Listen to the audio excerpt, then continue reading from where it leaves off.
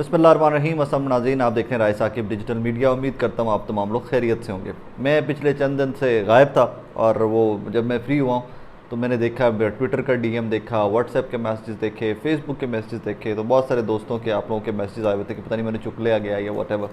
नहीं जी, मैं बिल्कुल खैरियत से हूँ। एक लंबे चौड़े अरसे के बाद मैं पर्सनल लाइफ में थोड़ा सा बिज़ी था और इवेंट इस किस्म का था that I was busy with that. So गैर हाज़िरी थोड़ी 4-5 दिन की, शायद हफ्ते की गैर हाज़िरी हो गई है उसमें। मैं ऐसे ज़्यादा वीलॉग नहीं कर सका, दफ्तर से भी कोई ऐसे ज़्यादा काम नहीं कर सका।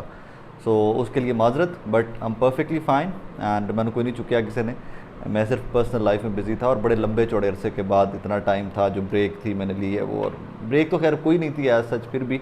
लेकिन यस आई वाज ऑफ के मैं ऑनर भी नहीं था टेलीविज़न से भी और यहाँ से वीलॉग से भी थोड़ा सा गैर हाजिर था। बहरहाल, thank you for your concerns, thank you for your prayers, much obliged। अच्छा जी, अब आते हैं अपने असल मुद्दे की जानिब के। इस वीलॉग के अंदर 2-3 चीज़ों पे बात करते हैं। एक तो आपको पता है कि लंबी चौड़ी प्रेस कॉन्फ्रेंस की लाइन है नेशनल प्रेस क्लब इस्लामाबाद से और लाहौर प्रेस क्लब से। Every day somebody is quitting PTI. हर रोज़ कोई फ़लाना बंदा छड़ गया, फ़लाना बंदा छड़ गया, और ये सिलसिला रुकने वाला है ही नहीं। हर रोज़ कोई ना कोई प्रेस कॉन्फ्रेंसेस सामने आती हैं और उसमें फ़लाना छोड़ गया, फ़लाना छोड़ गया, फ़लाना छोड़ गया। ऑब्वियसली पार्टी में टूट फूट इस लेवल की किसी भी सियासी पार्टी में हो और नेशनल पार्टी में हो तो पार्टी के पल्ले क्या रह जाता है। इसके ऊपर लोग बहुत सारे कंसर्न हैं, तहरीक इंसाफ के लोग कंसर्न हैं, सियासी जमातों के, बाकी सियासी जमातों के लोग जो महज़ब हैं वो भी कंसर्न है, क्योंकि आज अगर ये वक्त तहरीक इंसाफ पे है तो कल वो किसी और सियासी जमात पे भी आ सकता है। और ये माजी में भी इस तरह का सियासी जमातों पे लोगों पे, सियासी लोगों पे इस तरह का वक्त आया था। इतना सख्त वक्त नहीं आया था, that I can tell you. लेकिन चलें, ये वक्त आ गया है तो इसके साथ अब फ़र्क क्या पड़ता है कि इलेक्शन में जाकर क्या तहरीक इंसाफ वाइप आउट हो जाएगी, क्या होगा। मैं इसकी 1-2 मिसालें आपको देता हूँ और उन मिसालों से आपको समझने में मदद आ जाएगी कि कहाँ पे खड़ी हुई है तहरीक इंसाफ इस टाइम के ऊपर। मेरे एक अज़ीज़ हैं, एक MNA हैं, तहरीक इंसाफ के साबिका MNA हैं, और उनके आगे से चचा, उनकी कल मुझे कॉल आई है और यही सियासत पे बात कर रहे थे कि क्या हो रहा है, कैसे हो रहा है और what for next and everything. तो मैं आपको हल्फन ये चीज़ कोट कर रहा हूँ। तो मुझे कहते हैं कि यार अगर ये, मैं नाम नहीं ले रहा क्योंकि अभी वो लोग तहरीक इंसाफ के अंदर है, जब वो छोड़ जाएंगे तो मैं आपको नाम भी बता दूंगा, कि अगर ये लोग भी कल को इमरान खान का रास्ता तब्दील कर देते हैं, इमरान खान को छोड़ देते हैं, किसी और सियासी जमात में जाने का ये कर लेते हैं इरादा, तो मैं तुम्हें हल्फन कह रहा हूँ कि मैं इमरान खान का वोटर रहूँगा। और ये वो फैमिली की मैं बात कर रहा हूँ कि जिन साहब की, जिन चचा की मैं बात कर रहा हूँ, उनके ये इंटेग्रल पार्ट है उनकी पॉलिटिक्स का। इनके बगैर उस MNA की सीट को और उनकी सियासत को बहुत बड़ा धचका लगता है। तो वो मुझे कल फ़ोन पे कह रहे थे कि यार मैं तुम्हें हल्फन कह रहा हूँ साकिब कि अगर ये लोग भी तहरीक इंसाफ छोड़ जाएँ, इमरान खान का रास्ता ये छोड़ जाएँ, तो मैं इमरान खान का वोटर रहूँगा और मैं जिस तरह माजी में इलेक्शन में सपोर्ट करता हूँ, मैं सपोर्ट करूँगा इमरान खान को। अब इसमें एक चीज़ अंडरस्टैंड करने की ज़रूरत है, इमरान खान साहब की पार्टी में तारीखी तोड़ फोड़ और टूट फूट हुई है, लेकिन उसमें एक चीज़ जो बारीक नुक्ता है वो हम लोग समझने से कासिर हैं कुछ लोग, उसको मैं समझाने की या वो आसान करने की कोशिश करता हूँ। आपने इलेक्टेबल्स तोड़ लिए, PDM ने, पुलिस ने प्रेशर दे के सारा कुछ तोड़ लिया, टिकट लोगों ने वापस कर दिए, लेकिन आप at the same time voter को इमरान खान से पीछे नहीं हटा सके। वोटर नहीं पीछे हटा। अब ये तहरीक इंसाफ का जो वोटर है, ये जितना पहले चिमड़ा हुआ था पार्टी के साथ, जितना ये इमरान खान के साथ कमिटेड खड़ा हुआ था, ये उससे कमिटमेंट कहीं ज़्यादा गहरा हो गया। सवालिया निशान अब एक है सिर्फ इस चीज़ के ऊपर कि कल को इमरान खान साहब की पार्टी को इलेक्शन में जाने की, इलेक्शन फ्री एंड फेयर लड़ने की इजाज़त भी होगी कि नहीं होगी। और यही सवाल मैं पहले दिन का पूछता आ रहा हूँ कि जनाब यहाँ पर मुद्दा ये नहीं है कि फ़लाँ छोड़ गया, फ़लाँ छोड़ गया, फ़लाँ छोड़ गया, कोई फ़र्क नहीं पड़ता। Tehreek Insaf one man show है। तहरीक इंसाफ इमरान खान है, इमरान खान तहरीक इंसाफ है, उसी का वोटर है। उसके अलावा किसी बंदे का वोट बैंक नहीं है इस जमात के अंदर। जितने लोग छोड़ के गए, मैं कहता हूँ टॉप से लेकर आखिरी जो ओहदा होगा ना, किसी यूनियन काउंसिल का सबसे छोटा ओहदा भी जमाती होगा, वो भी छोड़ कर चले जाए तो इमरान खान की जमात को फ़र्क नहीं पड़ेगा, अगर इमरान खान को और उनकी जमात को इलेक्शन लड़ने दिया जाता है। एक चीज़ ज़रूर है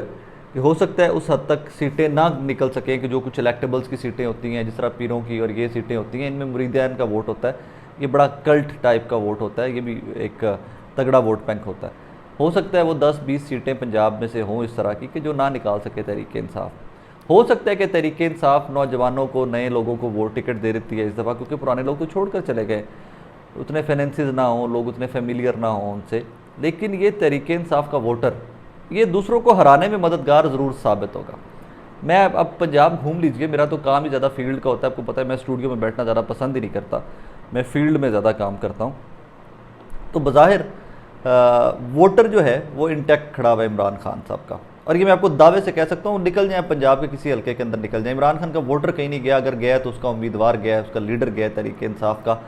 वोटर वहाँ का वहाँ खड़ा हुआ है, और वो वोटर पहले से ज़्यादा मजबूत होकर इमरान खान साहब की सियासी जमात के साथ, तहरीक इंसाफ के साथ खड़ा हुआ है। ये बहुत बड़ा चैलेंज होगा पीडीएम के लिए, क्योंकि पीडीएम ने और पुलिस ने ज़ोर बहुत देर पहले लगा दिया है इलेक्शन से तोड़ फोड़ में। ये अगर इलेक्शन के बिल्कुल आसपास जाकर ज़ोर लगाते तो इसका इम्पैक्ट शायद रह जाता, लेकिन इन्होंने इलेक्शन से बहुत देर पहले तोड़ फोड़ कर दी है, ज़ोर लगा लिया है, तो इतनी देर में असर ज़ायल हो जाएगा, वोटर वापस जो है वो खौफ और उनसे फिजा से शायद निकलना वापस आ जाएगा, और इमरान खान का वोटर कहीं नहीं गया। दूसरी एक चीज़ और, कल रात से प्रेस कॉन्फ्रेंस, राना सनाउल्लाह की प्रेस कॉन्फ्रेंस, उसके बाद मोहसिन नकवी साहब की प्रेस कॉन्फ्रेंसेस के इदारों पर इल्ज़ाम लगाए जा रहे हैं, पुलिस के ऊपर इल्ज़ाम लगाए जा रहे हैं ख़वातीन से बदसलूकी और कोई रेप की बाज़गश्त है। अच्छा, उसको जब मैंने कल वो प्रेस कॉन्फ्रेंस सुनी ना रात को लेट, तो मेरे तो मतलब कान खड़े हो गए कि what is happening in this country. Stories वैसे भी बहुत सारी फ्लोट कर रही थी, तो उसके बाद मेरे पास वाहिद सोर्स ऑफ इन्फॉर्मेशन जो था वो चंद ख़वातीन थी जिनका मुझे पता था कि वो जेल से रिहा हो चुकी हैं या बेल पर है। तो मैंने उनमें से कुछ ख़वातीन को कॉल की, मैंने कहा जी आप लोगों के साथ क्या रवैया था पुलिस का, क्या हुआ एंड एवरीथिंग। मैं आपको ये हल्फन जो चीज़ कोट कर रहा हूँ, कोट अनकोट कर रहा हूँ, जिनसे मेरी बात हुई। उन्होंने कहा जी बदसलूकी जेल के बाहर आवाज़ें कसना, टॉन्ट मारना, यहाँ तक कि किसी एक कांस्टेबल ने बकरियाँ कहकर मुखातिब किया कि ये बकरियों का क्या करना है जो तुम लोग ले आए हो, जो ख़वातीन पकड़ी हुई थी ये वो। तो ये लफ्ज़, इस किस्म के आवाज़ें कसना, टॉन्ट करना, हॉन्ट करना, हुटिंग करना, ये तमाम चीज़ें चलती रही हैं जेल की बाहर की हद तक। जैसे ही मुझे उन खातून ने बताया कि वो जेल के अंदर चली गई हैं, तो जेल के अंदर उनके बकौल तहरीक इंसाफ की रहनुमाएँ जेल काट कर आ रही हैं, अभी एक आधा दिन पहले बाहर आई हैं, उनके बकौल, लाहौर की जेल थी, कोट लखपत में रही हैं वो, कि जेल के अंदर कुछ भी इस तरह का पॉसिबल नहीं है कि बदसलूकी या बदतमीज़ी या वो। हाँ, रवैया ये है कि आपको किस सेल में रखा गया है, वहाँ पर पंखा है, वहाँ पर लाइट है, वो एक अलग से कहानी है, लेकिन कोई जिनसी हिरासानी या इस किस्म का जेल के अंदर बकौल उन खातून के पॉसिबल नहीं है। लेकिन जेल से बाहर ख़वातीन के साथ बहुत कुछ हुआ है, ज़ुबान की हद तक हुआ है, और मुझे उन्होंने बताया, जो मैं वो कोट अनकोट आपको बता रहा हूँ, कि ज़ुबान की हद तक जेल के बाहर हर किस्म का जुमला कसा गया है पुलिस वालों की जानिब से ख़वातीन के ऊपर, और ख़वातीन को चीखें मार कर रोने के ऊपर मजबूर कर दिया गया, इस हद तक उनके ऊपर जुमलाबाजी की गई है। ये 20 जो ख़वातीन थी एक टाइम के ऊपर कोट लखपत जेल में, जिनमें से 17 को रिलीज़ किया गया था बाद में, और सनम जावेद ख़ान और तैयबा राजा को जिस ग्रुप में से अलग करके उनको आगे फंसाया गया था या वो जेल में रखा गया था, ये उस ग्रुप के अंदर थी खातून, और तहरीक इंसाफ की रहनुमाएँ मुतहर्रिक खातून हैं, और इनके बकौल और बड़ी वोकल हैं ये, कि अगर इस तरह की कोई भी बदतमीज़ी या पॉसिबिलिटी होती जेल में तो ये मुझे खुल के बताती कि जी ये हमने देखा है। तो उन्होंने कहा जेल के बाहर सब कुछ होता रहे, मतलब ज़ुबान की हद तक पुश भी करते रहे लोग, जब उठाया था, गिरफ़्तार किया था पुलिस वालों ने, पुश भी किया, धक्के भी मारे, लेकिन कोई इस तरह की बात कि जिसको हम कहें कि, लेकिन at the same time something is wrong. वो आपको भी पता है, वो मुझे भी पता है कि राना सनाउल्लाह साहब की प्रेस कॉन्फ्रेंस और फिर मोहसिन नकवी साहब की प्रेस कॉन्फ्रेंस, इस पर शराज हसनात हैं, हमारे ब्यूरो चीफ हैं लाहौर के, हम न्यूज़ के, उन्होंने कहा भाई जी सहाफ़ियों को ये कहा गया था कि आपने जिनसी हिरासानी और ख़वातीन की ये हिरासा करने के ऊपर सवाल पूछना है। सो ये एक आपको टूल बता देता हूँ मैं, कि रिपोर्टर्स को ये सवाल इस तरह का जब पूछने का कहा जाता है तो पर्पस ये होता है कि उस इशू को ज़्यादा से ज़्यादा एड्रेस किया जाए। तो पहले से बता दिया जाता है कि ये सवाल आप लोगों ने बार बार पूछना है। सो जो अपने ग्रुप के रिपोर्टर्स होते हैं, जो अपने कंट्रोल के रिपोर्टर्स होते हैं, वो सवाल बार बार पूछते हैं और फिर आप उसको मज़ीद एक्सप्लेन कर सकते हो, मज़ीद एक्सप्लेन कर सकते हो। तो सिराज हसनात साहब के बकौल कल रात को ये कहा गया मोहसिन नकवी साहब की प्रेस कॉन्फ्रेंस में कि आपने ये ख़वातीन वाला सवाल बार बार पूछना है। साथ ही मोहसिन साहब ने एक और चीज़ कह दी कि अगर कहीं पर इस तरह का वाक़या रिपोर्ट हुआ तो उन पुलिस एहलकारों को सख्त से सख्त सज़ा दी जाएगी। अब ये बड़ी अजीब सी सिचुएशन है कि अगर इसमें इस तरह का कोई मामला निकल आया उस टाइम के ऊपर कि जब इंटरनेशनल मीडिया आपको रिपोर्ट कर रहा है आपके मुल्क के हालात को, क्योंकि हालात हैं गैर मामूली हालात है ना, मामूलात पे ज़िंदगी तो नहीं चल रही इस मुल्क के अंदर। तो जहाँ पर हम ये कहते आए हैं कि तोड़ फोड़ ने पूरी दुनिया में हमें शर्मिंदगी का बायस बनी, और बनी भी, हकीकत है, ये बात ठीक है। उसी तरह ये वाक़या अगर इस किस्म का कोई निकल आता है कि जिनसी हरासानी और कोई, मैं तो इसको पूरा जुमला भी नहीं कहना चाहता, मैं इसके ऊपर पूरा खुल के उस हिसाब से जुमला कहते भी ज़ुबान साथ नहीं देती, तो उसमें इमेजिन कीजिए कि आपके और मेरे मुल्क की सुबकी किस लेवल की होगी। और उसके बाद ये इदारे, ये पुलिस और ये जिनको इस्तेमाल किया गया, जिन्होंने घरों के दरवाजे तोड़े हैं, जिन्होंने जाके उस्मान डार साहब की वालदा के साथ जो गुफ्तगू की है, उसके बाद जो इन्होंने बाकी लोगों के साथ की है, वर्कर्स के साथ की है, कारकुनान के साथ की है, तो इनका क्या होगा वो फिर मैं आप लोगों के ऊपर छोड़ देता हूँ कि इन इदारों का और इन एहलकारों का, पुलिस वालों का क्या किया जाना चाहिए। क्योंकि